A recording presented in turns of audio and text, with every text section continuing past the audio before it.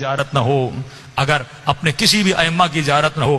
عزیزو، جناب شہید کا واقعہ آپ نے بہت سنا، لیکن اس سے پہلے ایک ذکر بتاؤں۔ روزانہ کوشش کروں گا کہ اذکرونی اذکرکم کی منزل کو سمجھاتا ہوا آگے بڑھوں اور اپنی روحانیت کو کیسے بڑھایا جائے، اپنا لائف سٹائل اہل بیت کے لائف سٹائل جیسا کیسے بنایا جائے۔ یہی ذکر کتنا فائدہ دیتا ہے۔ ایک شخص کہتا ہے میرا باپ بڑا گنہگار تھا، میں نے غسل و کفن دے کے اسے دفن کیا، رات کو خواب میں اپنے باپ کو دیکھا، تعجب تب ہوا جب میں نے اپنے باپ کو جنت میں دیکھا۔ میں نے کہا بابا آپ تو بڑے گنہگار تھے، آپ تو بڑے خطاکار تھے، آپ جنت میں کیا کر رہے ہیں؟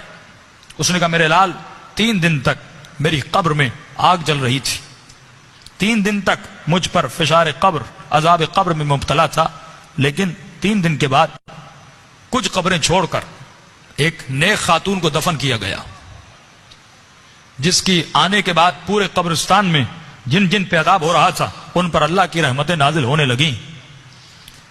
فرمایا نور برس رہا تھا۔ کہا بابا یہ کیسا نور تھا؟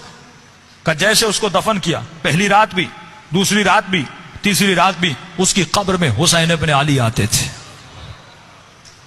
فرمایا جب اس خاتون نے میرے عذاب کو دیکھا، فرمایا اس کے دل میں رحم پیدا ہوا، اور جب امام حسین اس کی قبر میں آئے تو اس نے کہا مولا مجھ پر تو رحمتیں ہیں، لیکن یہ بھی آپ کا چاہنے والا ہے، اس کی قبر میں عذاب ہو رہا ہے، میں چاہتی ہوں میری خاطر آپ اس کی شفاعت کر دیں۔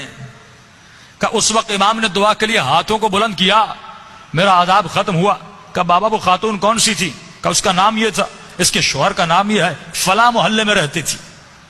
یہ نیند سے اٹھا، اس محلے میں گیا، اس شخص کا نام پوچھا، کہ فلاں خاتون آپ کی زوجہ تھی؟ کہاں؟ کہ اس کا کون سا ایسا عمل تھا؟ کیا وہ بہت زیادہ نمازی تھی؟ کہا نہیں، صرف واجبات پہ عمل کرتی تھی۔ کہا بہت زیادہ قرآن پڑھتی تھی؟ کہا نہیں، مختصر قرآن پڑھتی تھی۔ کہا کوئی ان کا خاص بہت زیادہ ذکر تھا؟ کہا نہیں، ایک عام سی زندگی گزارتی تھی لیکن اخلاق کی اچھی تھی۔ اس نے کہا اتنا پوچھ کیوں رہے ہو؟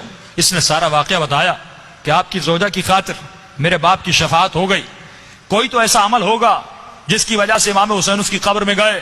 تو فرمایا ایک عمل تھا جو کثرت سے کیا کرتی تھی۔ کہ وہ کون سا عمل تھا؟ فرمایا روزانہ زیارت عاشورہ پڑھا کرتی تھی۔ یہ مقام اذکرونی اذکرکم ہے کہ اے ہمارے چاہنے والو تم ہمیں یاد کرو، ہم تمہیں یاد کریں گے۔ اللہ کہتا ہے تو ایک قدم ہماری طرف آ، ہم اہل بیت